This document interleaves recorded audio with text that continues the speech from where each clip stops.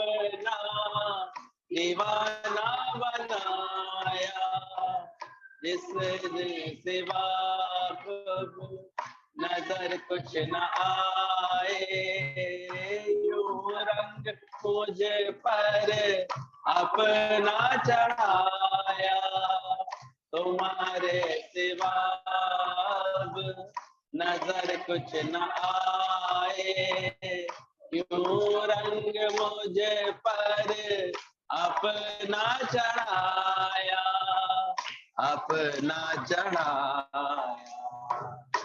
ऐसी हारी कहे दुनिया सारी, ऐसी तुम्हारी कहे दुनिया सारी, किस्म नहीं है तो फिर और क्या है, इनायत नहीं है तो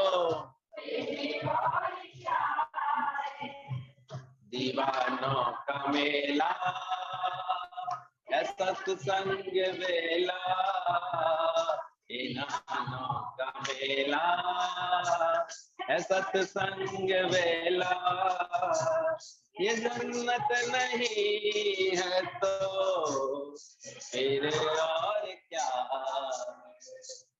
ये जन्नत नहीं है तो फिर और क्या है, यहाँ मेरा आना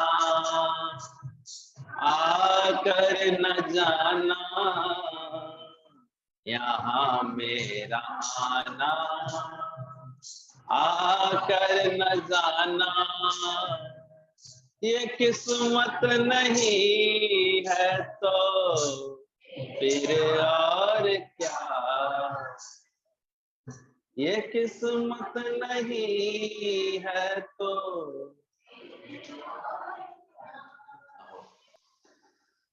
आज की वाणी का ही लेटर है, वो चीनी ही नहीं है जो मीठी ना हो। कह पाओगे चख के देखो और मीठी ना हो, बोलोगे वो चीनी है। बोले इसी तरह आत्माकार वो नहीं है जो ये कहने लगता है कि मैं दुखी हूं।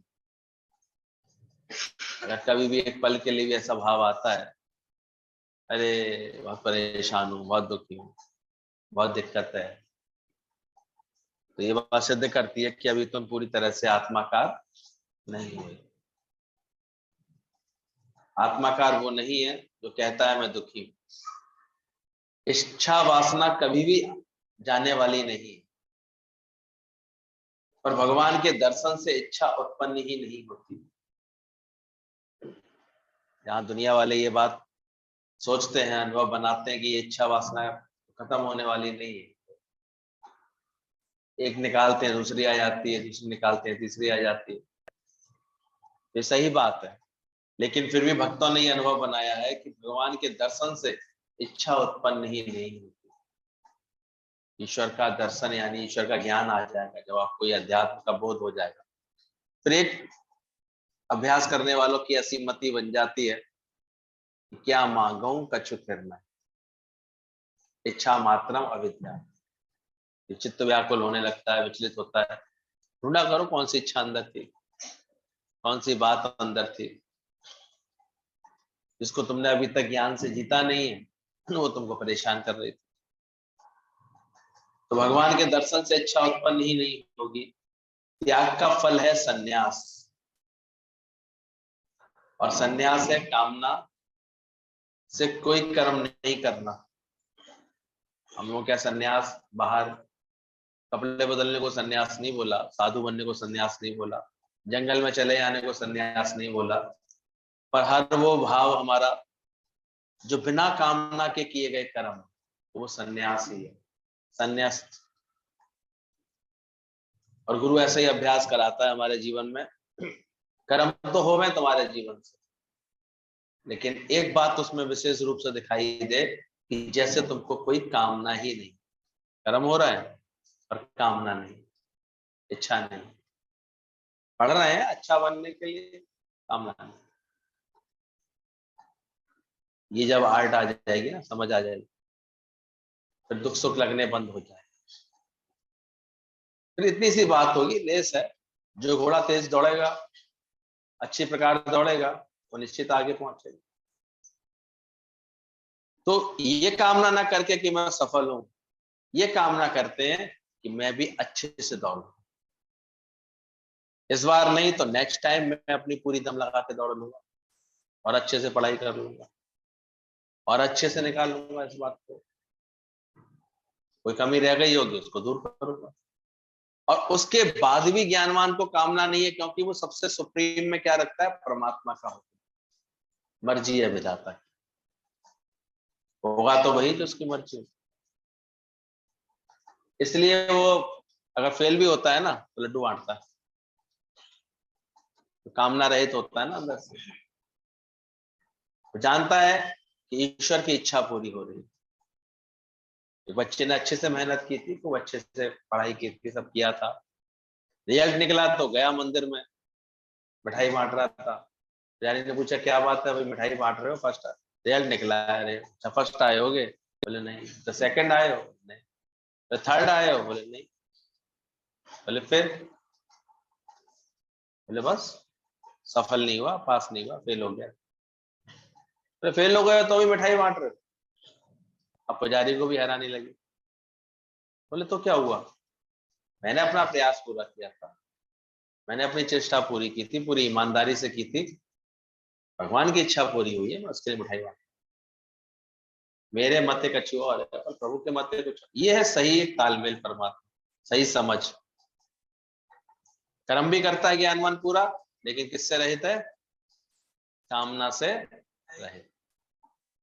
इसको सही अर्थों में संन्यास बोला गया। जब इच्छा का, कामना का अभाव रहता है हमारे चित्त में, तो हम एक प्रकार से सन्यासी ही कहलाने के योग्य। बाकी बाहर से कपड़े त्याग दिए, घर त्याग दिया, भोजन त्याग दिया, उससे कोई सन्यासी नहीं बनता। कामना से कोई कर्म नहीं करे तो यह है सन्यास। कामना नहीं है तो कर्म में तो वो त्याग हो जाता है, सहज त्याग हो गया कर्म का। कामना का त्याग ही सच्चा सन्यास है।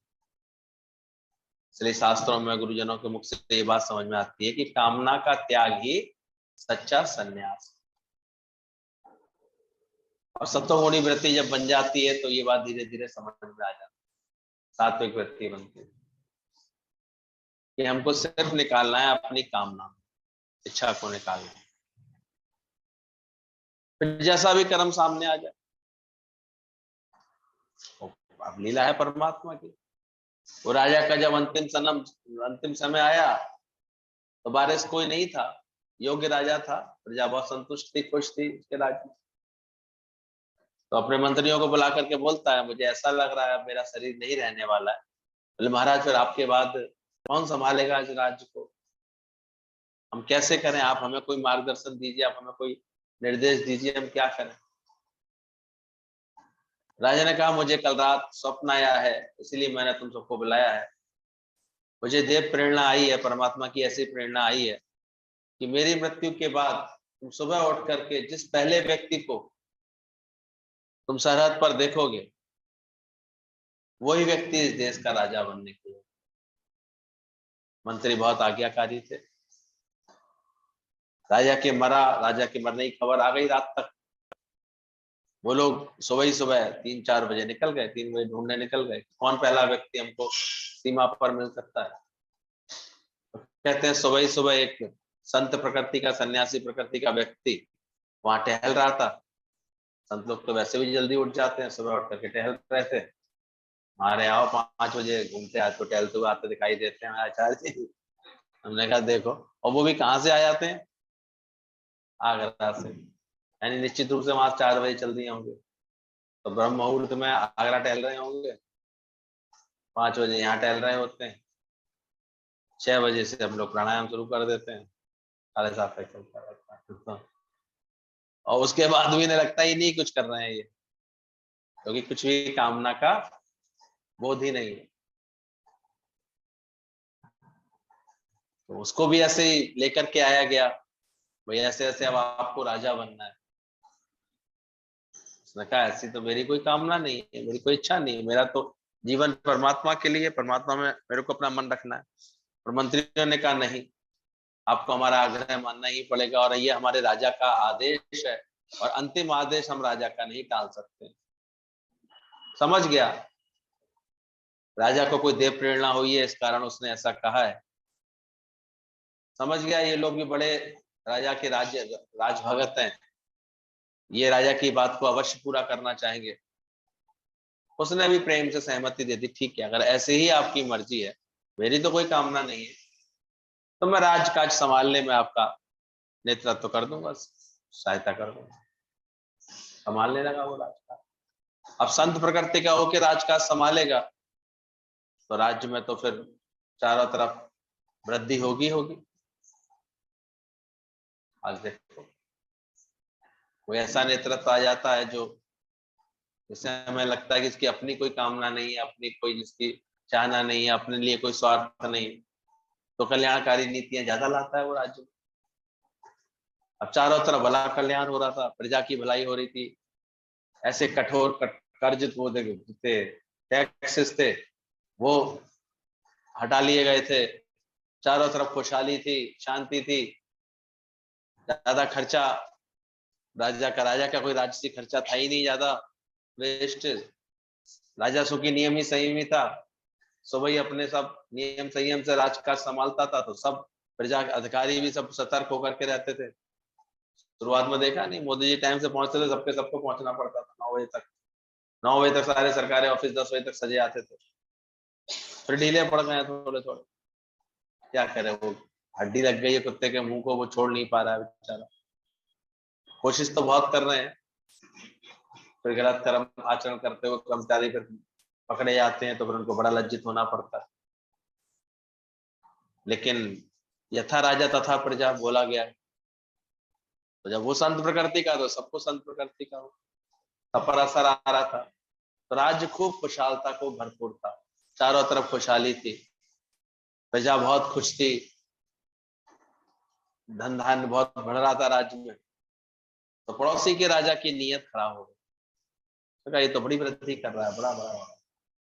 और उसने आकर के, उसके पास थोड़ा बड़ा राज्य था, बड़ी सेना थी उसके पास, तो आ गया वो युद्ध करने के लिए, मुझे ये राज्य जीतना है। दूत भेजा उसने, संत समान राजा ने बोला कि भाई तुम ऐसा क्यों चाहते हो, क्यों तुम युद्ध करना चाह रहे हो? बोला मुझे ये राज्य जीतना है, मुझे ये राज्य जीतना है, और इस देश पर ऐसे राजा को बैठने का अधिकार ही नहीं है जो सन्यासी है, जो कोई राज खानदान से तो है नहीं, इसलिए मुझे इसके ऊपर कब्जा करना, जीतना।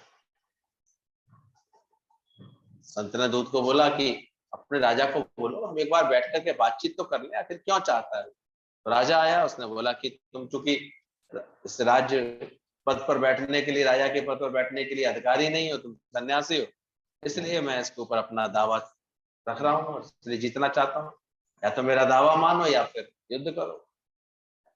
संत ने कहा बस इतनी सी बात, तुम यहाँ इस पर राज्य करना चाहते हो? तो बोले करो ना, किसने रोका है?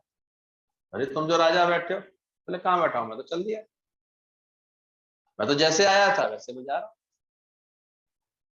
मुझे कोई इच्छा थोड़ी थी, कामना थोड़ी थी राजा होने की, ये तो इनके राजा का आदेश था, इसलिए हम बैठे हुए। तो यह है निरीक्षा भाव से कामना रहित होकर के कर्म में प्रवृत्त होना। ऐसे व्यक्ति की फिर कभी भी कहीं आसक्ति नहीं बनती, किसी भी कर्म को कर रहा है तब भी बड़ी खूबसूरती से कर रहा है, बड़ी जिम्मेदारी से करेगा, बड़े प्रेम से करेगा। छुड़ा दे प्रकृति तो बड़े आसानी से छूट जाता है उसका सब कुछ, उसे कोई फल की इच्छा परेशान नहीं करती, और चूंकि कामना नहीं है तो भी उसको हर बात में राजी है, हर बात में खुश है, हर बात में भरपूर है। तो ज्ञान हमको ऐसे मनस्थिति बनाता है कि कामना का त्यागी सच्चा संत। अब राजा बड़ा परेशान कि तुम क्या ऐसे ही छोड़ दोगे? तो छोड़ दूंगा क्या, छोड़ दिया मैंने। बोले पर एक बात है राजन। बोले क्या? तो तुम इस राज्य को बार बार कह रहे हो बड़ा खुशहाल राज्य है, बड़ा समृद्धशाली है, इसको मैं अपना बनाना चाहता हूँ, ठीक है बना लो, अच्छी बात है, लेकिन ये तुम्हारे राज्य में ये खुशहाली रह नहीं पाएगी। बोले ये तुम श्राप सा क्यों दे रहे हो भाई, हमको ऐसा क्यों बोल रहे हो? बोले सत्य बता रहा हूँ, ये खुशहाली थी क्योंकि मैं निरीक्षा भाव में था। ये बदहाली दिखेगी क्योंकि तुम इच्छा से ले रहे हो। तुम कार्य कैसे कर रहे हो? तुम तो इच्छा से कर रहे हो, तो इतनी खुशहाली नहीं दिखी। तब उस राजा की समझ में आया कि कर्म हमको निरीक्षा भाव से करना चाहिए। उसका भी अंतर्मन विवेक जागृत हो गया। उसने प्रणाम किया। उसने कहा नहीं, राज्य तो तुम ही संभालो, मैं तो राज्य करने का कभी, मेरे को कोई योजना है ही नहीं, कोई इस तरह का मुझे भाव ही नहीं है, लेकिन निरीक्षा भाव से समझो। तो कामना का जब त्याग हो जाता है तब सच्चा संन्यास हो जाता है। अब विचार पूर्वक हर वक्त हर कर्म जो सामने आता है तुम्हारे, उसे विचार किया करो, मेरी कोई कामना तो नहीं, मैं कुछ चाह तो नहीं रहा हूं। उसका त्याग हो जाएगी, कामना का, कामना खत्म कर लोगे तो संन्यास हो तुम एक तरह से, और कोई दिक्कत नहीं। तो जहां बैठे हो बहुत, पर कामना होती बहुत सूक्ष्म सूक्ष्म, मोटी मोटी तो तुम हटा दोगे, लेकिन बहुत सूक्ष्म, मतलब झीनी माया होती है, छोटी छोटी कामना। मेरा मान तो है, मेरे को अच्छा तो समझे लोग, मेरे को भला तो कहें, ये तो कहें, ये भी कामना है। ये तो मैं करूंगा करूंगा, ये तो मैं चाहता हूँ, सूक्ष्म सूक्ष्म होती है। उसका भी जब गुरु त्याग करा देता है तब सही मायनों में, कदाचित कहो तो त्याग के अभिमान का भी जब गुरु त्याग करा देता है। त्याग अब आप कर देते हैं किसी चीज का, उसके बाद उसके अभिमान आता है, देखो मैं तो कितना महान हूं, मैंने कितना त्याग किया, और उसके अभिमान का भी जब त्याग कर देते तब बात पूरी बनती है। बोले कर्ता भाव से रहित होकर के कर्म करेंगे तो खाते में नहीं आएंगे, कर्ता भाव आएगा तो वो कर्म लिस्ट में आ जाएगा। इसलिए गुरु सारे समय तुम्हारे कर्ता भाव को मिटाने के लिए आज्ञा देता है, वचन बताता है, कर्ता भाव बताता है। कोई भी कर्म कर रहे हो, बड़ा कुछ नहीं, खराब कुछ नहीं। आज देखो कहीं ना कहीं सत्य का प्रभाव आ गया है, सत्संग का प्रभाव आ गया है, तो पहले सत्संग सुनने के बाद क्या कार्य हो नहीं रहे तेरे, ऑर्डर नहीं आ रहे होंगे क्या? जा ही रहे होंगे, कार्य पहले से अच्छे ही चल रहे होंगे मुझे विश्वास। और जो खामा खा ये हेड ऑफिस खराब करे बैठे रहते हो, हेड मास्टर साहब खराब रहते थे, आज हम सबका देखते हैं। बस ये ज्ञान के नियम से जो चल रहा है तो हम देखते हैं उसके सारे कार्य बहुत नियमित, क्योंकि कहीं हद तक उसके अंतर मन में एक निरीक्षा भाव, कामना रहित भाव आ जाता है। फिर कार्य बड़ी कुशलता से हो रहा होता है, अच्छे से हो रहा होता है, कोई बुरा नहीं होता। फिर त्याग ही सच्चा भोग है। कामना का त्याग हो गया तो वही सच्चा भोग है तुम्हारा। जो बात समझ, हम इच्छा रख करके सोचते हैं हम कुछ भोग लेंगे, वो भोग नहीं सच्चा, वो सच का भोग नहीं। पर जब हम त्याग भावना से रहते हैं तो भोग बन जाता है। आप सोचो, वही मिठाई की दुकान पर लड्डू था 1 किलो का डिब्बा, लेकिन भगवान के चरणों में आने के बाद वो क्या कहलाने लगा? प्रसाद है, भोग है सर, भोग प्रसाद। क्योंकि अब उस डिब्बे पर किसी का हक नहीं रहा, तो किसको अर्पण हो गया था? भगवान को अर्पण हो गया। पुजारी ने अपनी श्रद्धा अनुसार निकाल लिया, उसमें थोड़ा सा चढ़ा लिया, बाकी डिब्बा क्या कर दिया? भाई लो प्रसाद ले जाओ। अब तुम भी उस प्रसाद को क्या करते हो? सबको बांटने का प्रयास करते हो, अपने बंधु बांधवों को दोगे, घर परिवार वालों को दोगे, और भी जो सामने आ जाएगा देते। तो ध्यान रखना, तो त्याग ही सच्चा भोग हो जाता है। कामना का त्याग हो गया, यही सच्चा भोग है। ज्ञानी के सामने जो भी पदार्थ है वो सबका मजा लेता है, क्योंकि कामना नहीं है। दोनों में इतना, कामना रख करके उल्टा मजा नहीं ले पाते, खुश नहीं रह पाते। इसलिए ज्ञानवान को देखो, जहां बैठेगा, जहां जाएगा, जहां चला जाएगा, वो वहां क्या कर रहा होगा? मजे में होगा, मजा ले रहा होगा, क्योंकि उससे किसी से कोई कामना नहीं है। कोई अपेक्षा नहीं है, इसलिए किसी के कर्म नहीं कूटता वो। तब तक थोड़ा बहुत अज्ञान रहता ना, आप देखो कहीं जाए, देखो ढंग से बैठाया नहीं, ढंग से पूछा नहीं, ढंग से पानी नहीं कहा, ढंग से बोला नहीं, यानी कामना थी ना तुम्हारी अंदर से। कर्म करने तो चले पर कामना साथ में थी। तो उल्टा हम देखते हैं ज्यादातर अज्ञान के कारण परेशान होकर लौटते हैं, दुखी होकर के लौटते हैं। और ज्ञान के बाद कहीं भी आओगे जाओगे, क्या फील करके आओगे? आनंद, मजा आए, क्योंकि किसी से तो कोई कामना ही नहीं थी, कोई चाहना ही नहीं थी। तो ये बड़ा सुंदर मन की स्थिति हो जाती है कि कामना के से त्याग हो जाता है, यानी कि सामने जो भी पदार्थ आता है उसका मजा ले। दो तरह के, एक मजा होता है विषयों का, एक भोग समझ करके परमात्मा का सच्चा आनंद दे रहा होता है। वाह भगवान इस रूप में आए, वाह भगवान ये मजा लेता।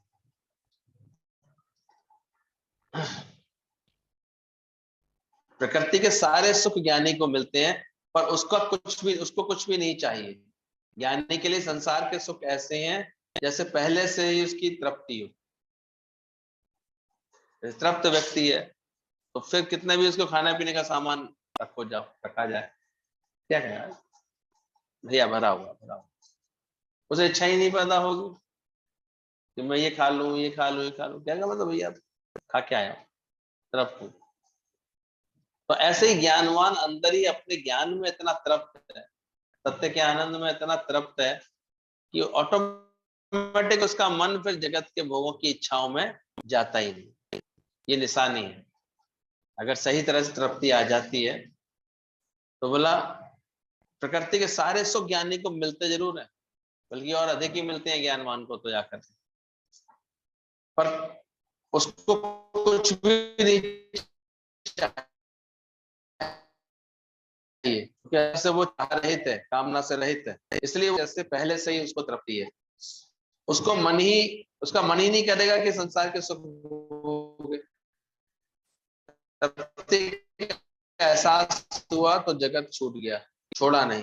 ये तृप्ति का एहसास ही सच्चा आनंद है। सभी लोग पूछते हैं कौन से आनंद की ग्रुप बात कर रहा है, वो ये आनंद है, तृप्ति का एहसास। सदा सुखी बरसाती है गुरु भक्ति से। गुरु की भक्ति, ज्ञान की समझ उनको बहुत सुख देती है, तृप्ति देती है। क्या मांगो अच्युत, कुछ स्थिर रहने वाला है ही नहीं, मांगे क्या, चाहे क्या। और ऐसा जब से जीवन देखो होता जा रहा होगा, पहले से आनंद बढ़ गया है कि नहीं जीवन? अरे हाँ या ना? हाँ भी कर दिया करो। वास्तव में हाँ, कुछ लोग तो राजी नहीं है। बड़ा है आनंद पहले से। आनंद आ गया, क्यों आ गया? गुरुजी कोई चाहना, कोई चाह वाकई नहीं, इसका ज्ञानी आनंद लेता है। ये तृप्ति का एहसास ही उसका आनंद है। ज्ञानी के ने ज्ञान के आनंद में सब सुख देख लिए। प्रेम तो है ही खुद परमात्मा, तो तुम दुखी नहीं हो। इसलिए वो फिर धीरे धीरे महसूस करता है कैसे गुरु ने मेरे सारे दुखों का खात्मा कर दिया। क्योंकि वो ज्ञान का ऐसा आनंद आ जाता है, तृप्ति का ऐसा आनंद आ जाता है, कामना रहित होने का ऐसा आनंद आ जाता है, तो उसके साथ साथ ही जैसे लगता है सभी सुख देख लिए। और प्रेम आ जाता है उसके आचरण में, जीवन में। तो प्रेम तो है ही खुद परमात्मा। जिसको प्रेम नहीं है, जिस दिन को प्रेम नहीं है, वो जीवन शून्य शून्य है। अभी तक किसी के भी जीवन में सूनापन वो महसूस कर रहा है, खालीपन, चिड़चिड़ाता है, परेशान होता है, अकेलापन मानता है अपने अंदर, तो उसे और दुनिया में खराबी नहीं देखनी चाहिए, उसे कहीं अभी अपने प्रेम को और अच्छा करना चाहिए, क्योंकि प्रेम तो है ही खुद परमात्मा। और जिस दिन में गुरु प्रभु प्रेम नहीं है, सो दिल तो सुनी सुनी। प्रेम बिना दिल रहत उदासा। ये सच्ची बात है, अनुभव बनाओ अपने। ढूंढा करो, कभी कोई उदासी आती है, कभी कोई मायूसी आती है, तो क्या चीज सूख रहा है, क्या सूख गया है तुम्हारे अंदर। जितनी जल्दी उस प्रेम को बना लोगे तुम अपने जीवन में, ठीक हो जाएगा मामला।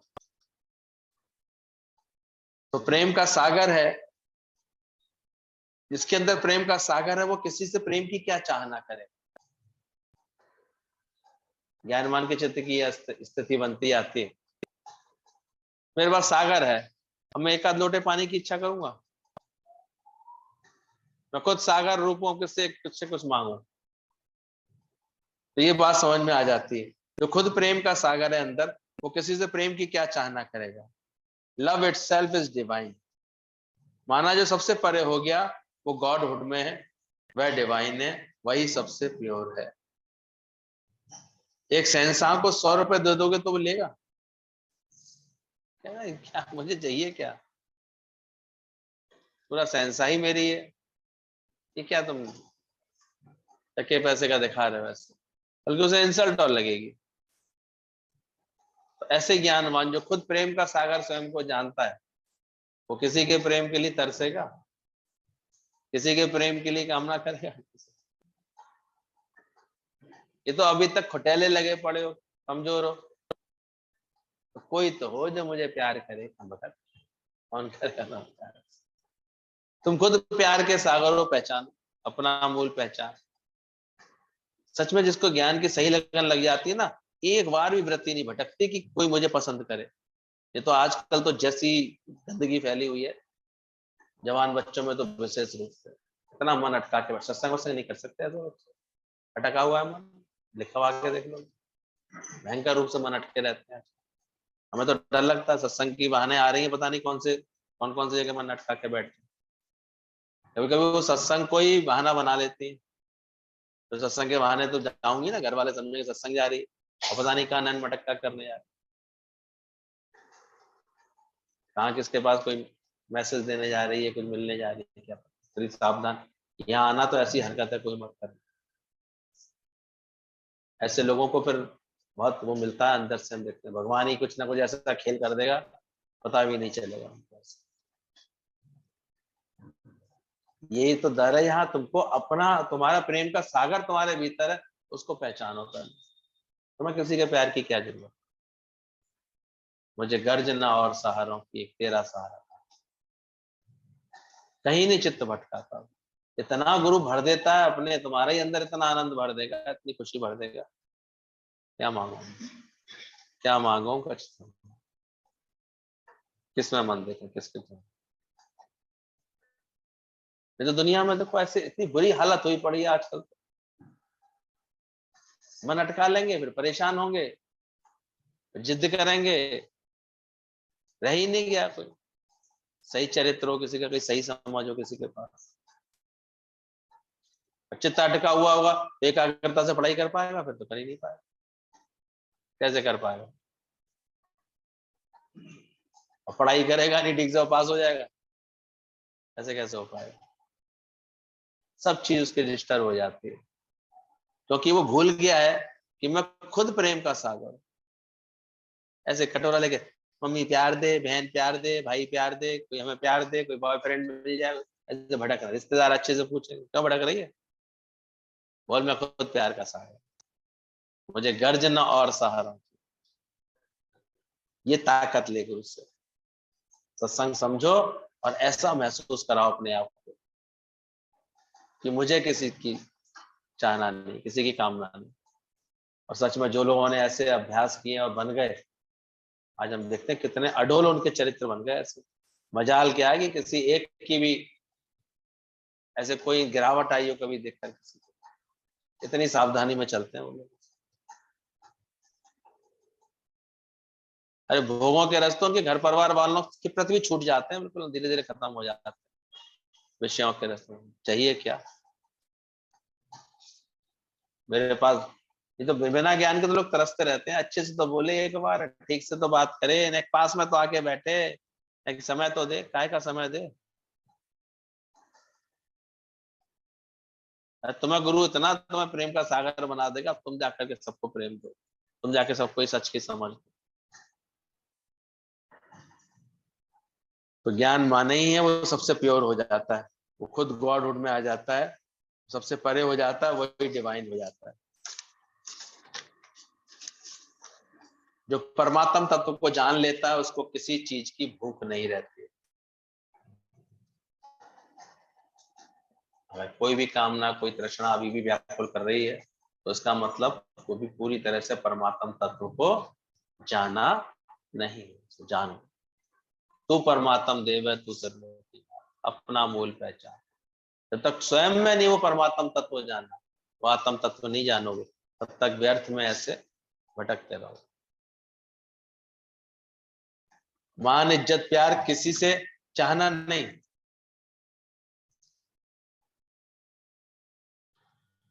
किसी से चाहना नहीं रह जाती। जो भगवान है उसको कोई भगवान समझे या ना समझे उसको कोई फर्क नहीं है। जब मैं खुद खुद मिस्त्री भगवान हो गया तो मिस्त्री की जरूरत ही नहीं, मिठास की जरूरत ही नहीं। दादा भगवान ने बोला मैं खुद भगवान, तो बाहर से भगवान की भी जरूरत नहीं रह जाती। पाना क्या चाहिए, क्या मुझे किसी के संग की कोई जरूरत थोड़ी। भले शुरू में लगता है कि गुरु का तो साथ मिले, गुरु का संग मिले, ये तो मिले, लेकिन जब ठीक से ज्ञान का अभ्यास होगा ना तुम्हारा, तो ये भी चाहना खत्म हो जाता है। वास्तव में एक अंदर की ऐसी खुनकी आ जाती है, समझ आ जाती है कि मैं क्या नहीं हूं, सबसे पद है तेरा ऊंचा, लाल है तो लासा, तो मैं किसकी जरूरत होनी। फिर जब ऐसा भाव अंदर बन जाते हैं ठीक से, तब सारी दुनिया अपने आप तुमसे अपना हित करवा लेती है। वो मांगती है बल्कि तुमसे प्यार, और तुम उसे ऐसे देते हो इस अंदाज से कि उसको भी प्यार के सागर में खड़ा कर देते हो। यहाँ पर कोई भिखारी थोड़ी बनाना है गुरु को, सच्चा गुरु मिला ही हमको, शहंशाह है। शहंशाह से दोस्ती करोगे तो क्या बनोगे, शहंशाही बनोगे। दादा भगवान ने कहा मैं खुद भगवान हो गया तो बाहर से भगवान की जरूरत ही नहीं। भगवान कहता है नीम में भी मैं हूं और मिस्री में भी मैं ही हूं।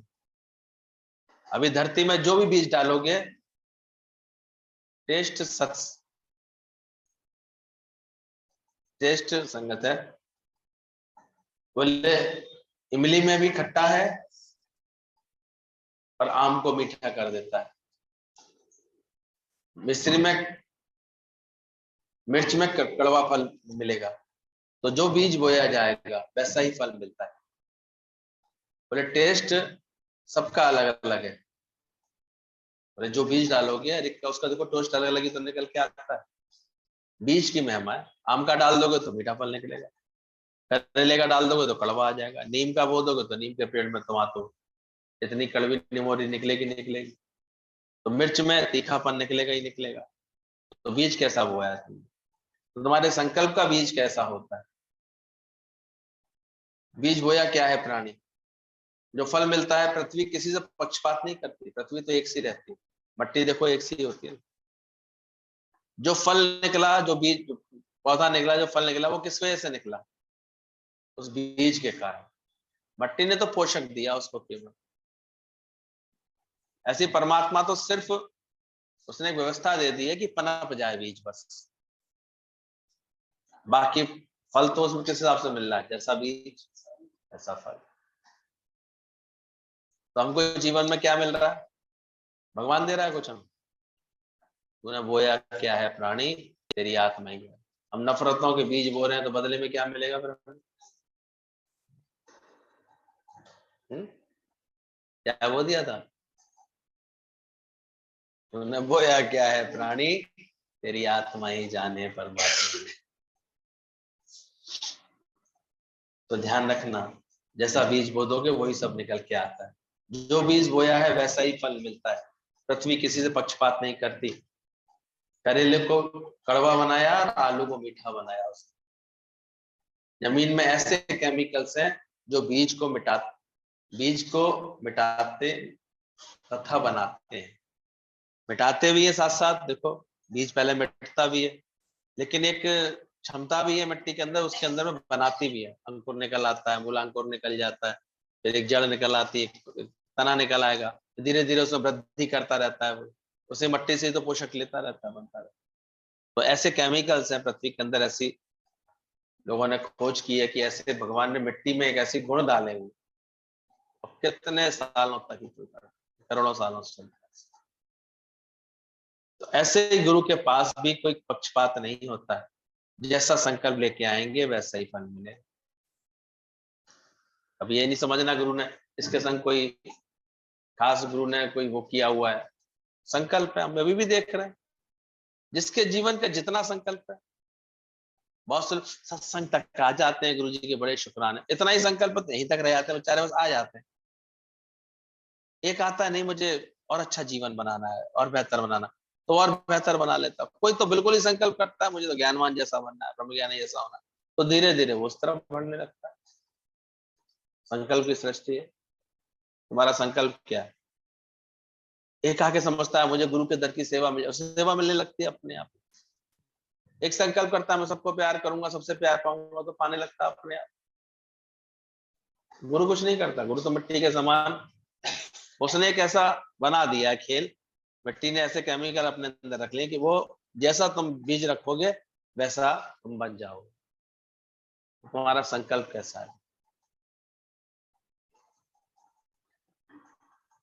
वैसे तुम अवश्य बन जाओगे। हाँ, धीरज रखना पड़ेगा, धीरज रख के चलो, जरूर बन जाओगे अगर संकल्प रखना। तो गुरु के पास पक्षपात नहीं है, जैसा संकल्प लेकर के आते हो वैसा मिल जाता है। जयपुर में जाते हैं, पत्थर की काट छाट करके मूर्ति बन जाती है, तो वही पूजनीय हो जाती है। जिस प्रकार की मूर्ति चाहे कलाकार ने बना दी, बना करके दे दिया, तुम जो चाहोगे वैसा मिल जाए। जब लोग ऑर्डर देके बनवाते हैं तो जैसा चाहते हैं वैसी मूर्ति बना देता है। क्या हमें 4 फुट की चाहिए कि हमें 6 फुट की चाहिए भगवान जी, हमको ऐसे देखने चाहिए, इस दिशा में उनकी निगाह होनी चाहिए, ऐसे होना चाहिए। धनुष बाण रख करके राम के आकर की चीज राम बना देता है, कहता है हमें कृष्ण बनाना है, कृष्ण बना देता है। कहता नहीं हनुमान जी चाहिए तो मुंह फुला देता है थोड़ा। वहां जाओ, वहां तो पत्थर है, गर्भ हो देता है मूर्ति का, जैसा तुम्हें चाहना होती। तो तुम जैसा संकल्प डालते हो वैसा तुम्हारा जीवन बनने लगता है। बहुतों को अभी तक ये कल ही नहीं, तो दुख तो लगते ही है, वास्तव में दुखी रहेंगे, लगेंगे उन्हें तो क्या बात। परेशानी तो होती है, तो वास्तव में परेशानी होगी। और एक संकल्प होता है, काय की परेशानी, कैसे दुख, कहाँ है कोई बात, उसे लगता ही नहीं। सब संकल्प ही क्या है, सृष्टि। जैसा संकल्प लेकर आते वैसे ही मिल जाता। अरे इतनी ठंड होगी, इतनी ठंड होगी, तबीयत खराब हो जाएगी। क्यों संकल्प करते हो भाई? सावधानी जरूर करो, पर ऐसे संकल्प नहीं करो मेरे को तो बड़ी आजकल तकलीफ महसूस होती रहेगी। और ये कहता मैं ठीक हूँ, पहचान लेता है ठीक से शरीर में किस चीज की जरूरत है, उसको पूरा करता है। ये तो एक अक्ल की बात है भाई,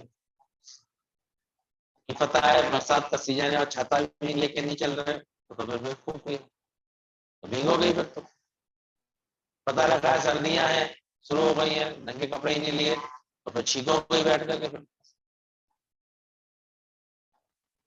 ये तो व्यर्थ में आप अपने कर्म ठीक नहीं रखते तो होता ही है परेशानी। बाकी भगवान नहीं कुछ करता, परमात्मा के पास कोई पक्षपात नहीं, तुम जो चाहोगे वैसा तुमको मिल जाएगा। एक बार दादाजी एक घर में गए, बहुत सुंदर था, उसके साथ दादाजी के साथ एक लड़की भी चली थी। उसके मन में ख्याल आया ऐसा ही घर हमारा हो, तो सामने वाला फ्लैट मिला, ऐसा ही घर हमारा हो। बाद में अपना अनुभव बताती थी, उसको वही घर मिला, क्योंकि बोले मेरे को संकल्प आया था मेरा भी घर ऐसा, तो मिल गया।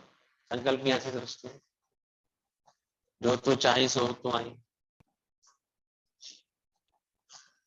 जाने अनजाने कैसे विचार हमारे मन में नहीं लाओ, इसलिए गुरु सावधान करता है, कैसे भी विचार जाने अनजाने में भी नहीं लाओ, कि वो सब संकल्प की सृष्टि बनने लगते हैं। ज्ञानी त्याग भावना से रहता है तो कर्म के फल का त्याग हो जाता है। तुझको तेरे कर्म का न भान, इतना सावधान होकर रहता है। हम तो सोचते हैं कि नहीं नहीं नहीं, ऐसे कब अनजाने में, जाने अनजाने में कौन से संकल्प के बीच पड़े आते हैं पता नहीं लगता।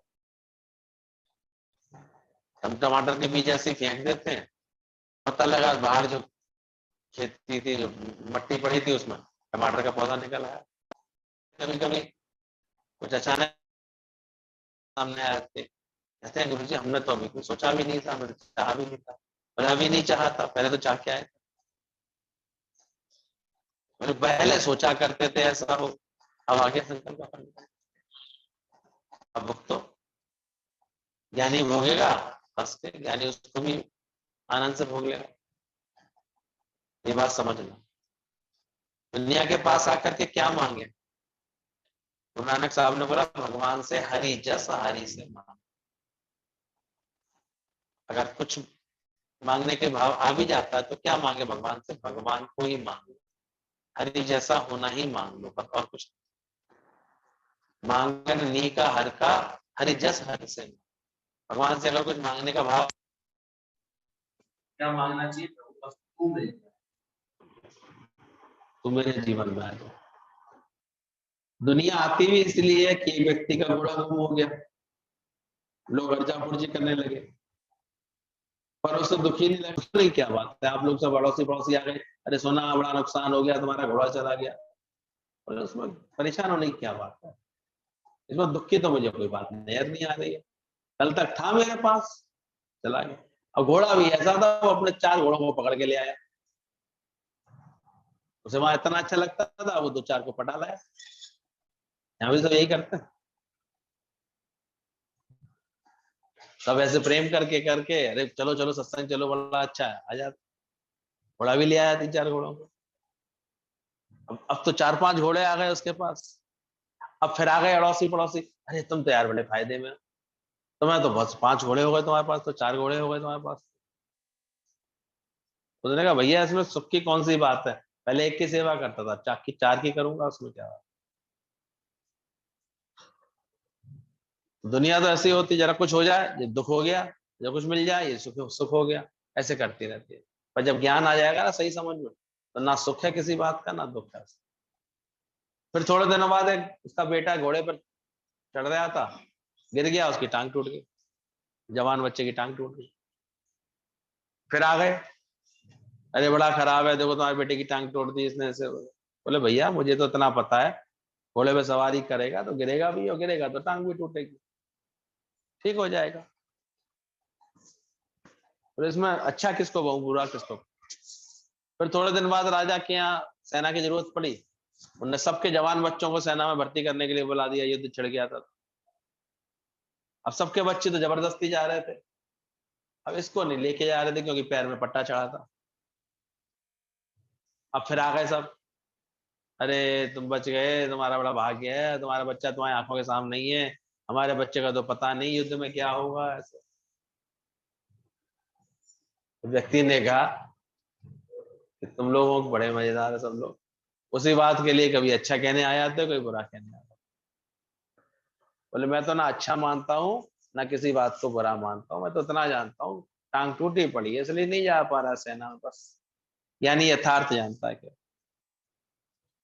इसलिए वो जानता है जो हो रहा होता भगवान के हुक्म से अच्छा हो रहा, फिर जो करता है अच्छा करता है। तो ध्यान रखना,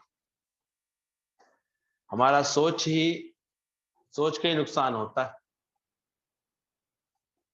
आज दुकान पर घाटा आया, अच्छा विचार रखेंगे तो घाटा घाटा नहीं लगेगा। अच्छा सोचते हैं, देखो उनको अपने आप ही, अय्यत घाटा है यार, घाटा जैसी चीज क्या होती है, कुछ होती तो है नहीं। इतना सोच रखा था फायदे का, इतना हुआ था फायदा, इसे क्या बोलने लगते हैं? 10 लाख का सोचा था फायदा हो जाएगा इस बार, सौदे में 10 लाख का फायदा होगा, हुआ केवल 2 लाख का, 8 लाख का क्या हो गया? अब 2 लाख का फायदा नहीं बोल रहा है वो, कोरोना के कारण क्या हो गया? अब बेचारा ये नहीं कह पा रहा, फायदा तो हुआ है और थोड़ा सा ही हुआ है बस। कैसे कहे, काम रुक गया, ये रुक गया।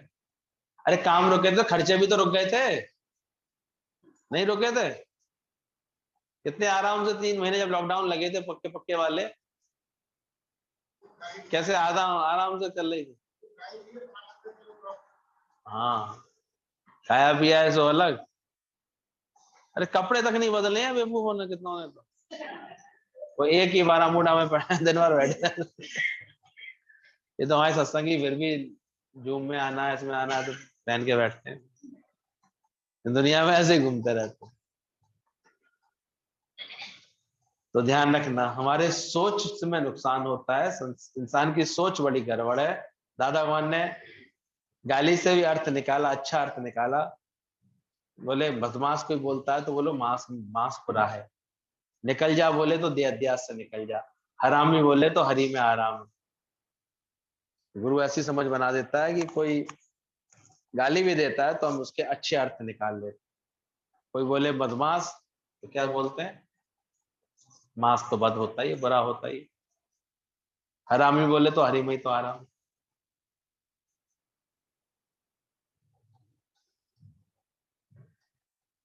बुद्ध भगवान को किसी ने अपमानित किया, उनको कुछ असर ही नहीं हुआ।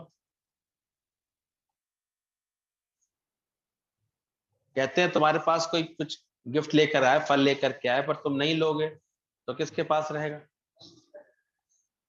अरे उसने मुझे गाली दी, मैंने नहीं ली तो किसके पास रह गई? ये समझ होती है ज्ञानी की। मैं लेता ही नहीं तो कहाँ रह गई इसकी गाली? तुम तो जबरदस्ती ले भी लोगे और मुंह बना के भी दिखा दोगे, और फिर 4-4 बार खुद को ही गाली दोगे, मुझसे ऐसे बोला था। 4 लोगों को बताना भी तो इतने मूर्ख है इंसान, कोई हिसाब नहीं। सबको चर्चा कर करके सबको बता देगा ये ऐसे करते हैं, ऐसे करते हैं। तो ध्यान रखना, तुमको कोई गिफ्ट देगा तुम नहीं लोगे तो किसके पास रह जाएगा? कोई प्यार करता है तुम खुश होते हो, नफरत करता है तुम दुखी होते हो। और जब ज्ञान आ जाएगा तो नदियां ना पिए कभी अपना जल, अपने तन का मन का धन का दूजे को दे जुगा, वो सच्चा इंसान धरती का भगवान। इसलिए ज्ञानी तो सदैव अपने आनंद में है, सागर से कुछ भी डालो वापस नहीं आता। नदी में सबको अपनी शीतलता दे दी है। सूरज की किरण दुश्मन तथा दोस्त दोनों के पास एक सी पड़ती है। इसलिए ज्ञानवान सहज आनंद में रहता है ही भगवान में टिका रहता है। इसलिए जब तक सत्ता है तब तक सब प्यार करते हैं। शरीर मिनट मिनट में बदल रहा है, जब प्राण चले गए हैं, चल रहे हैं तब तक प्यार करते हैं शरीर में, नहीं तो बदबू नहीं आती है तो प्राण चल रहे हैं। और मुर्दे के संग तुम कितनी देर बैठ पाते हो? यानी कोई है ऐसा जिसकी वजह से जिंदा थे, जिसकी वजह से शरीर में क्या नहीं थी, जहां परमात्मा की शक्ति निकली। इस शरीर 2-4 घंटे के बाद बैठने लायक नहीं होता, इसलिए बर्फ की सिल्ली हम आके रखते हैं, इसलिए चारों तरफ उसके वो हल्दी का घेरा बना देते हैं, अगरबत्ती धूपबत्ती जला देते हैं, क्योंकि वो बदबू बर्दाश्त नहीं कर पाते। तो है क्या शरीर? इसमें सुगंध भी, पवित्र सुगंध भी किसकी है शरीर में? परमात्मा के कारण होती है। इसलिए ध्यान रखना, तुमको स्वार्थ से प्यार है, तुमने प्यार से शादी नहीं की, सुख से शादी की थी। अभी हम देखते हैं प्यार का, प्यार होता तो किसी को ऐसे प्यार देते थे कि वो अपनी गलत हैबिट्स को छोड़ने के लिए तैयार हो जाता। हम देखते स्वार्थ करते, कहीं अकल ही नहीं होती थी, लड़ भिड़ करके अलग हो लेंगे और फिर जीवन भर अपने कोस लेंगे अपने आप। और सही समझ से चल करके, सही ऐसी समझ से ऐसा बात रखते कि दूसरा अपने को बदलने को तैयार हो जाता, इतना इसको प्रेम देते, इतनी समझ देते। वो कोई बिरला सीखता है, ये वाली बात हर कोई सीख भी नहीं पाता। कैसे कैसे बिगड़ेल स्वभाव के गुरु के दर पर आकर के संवर गए, सुधर गए। क्या दिया गुरु ने? निष्काम प्यार ही तो दिया। तुम तो मोह वाला प्यार देते हो, तो झगड़ा पहले होता है उसमें। मोह के कारण झगड़ा पहले, शिकवे शिकायत ज्यादा है, दिन भर टोका टाकी है, दिन भर गलत भावनाएं, परिणाम यही निकलता है, कुछ कुछ बदलाव नहीं आता। फिर क्या होता है? बिगड़ जाती चीजें। तुम्हारा स्वार्थ से प्यार है, तुमने प्यार से शादी नहीं की, तुमने प्यार प्यार की स्वार्थ से। अंधा हो गया प्यार में, नजदीक में देखा तो छोड़ दिया, नजदीक से देखा तो छोड़ दिया।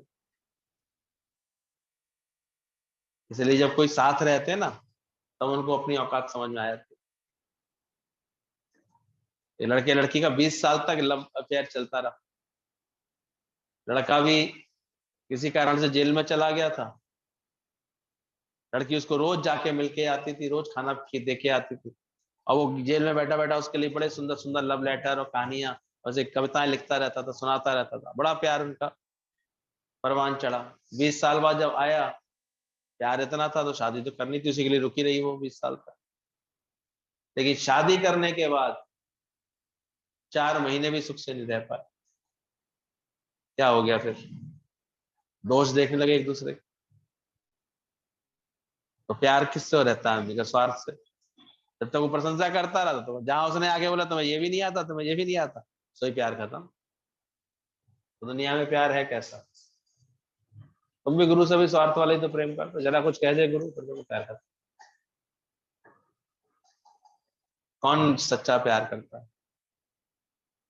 करता है कोई सच्चा प्यार?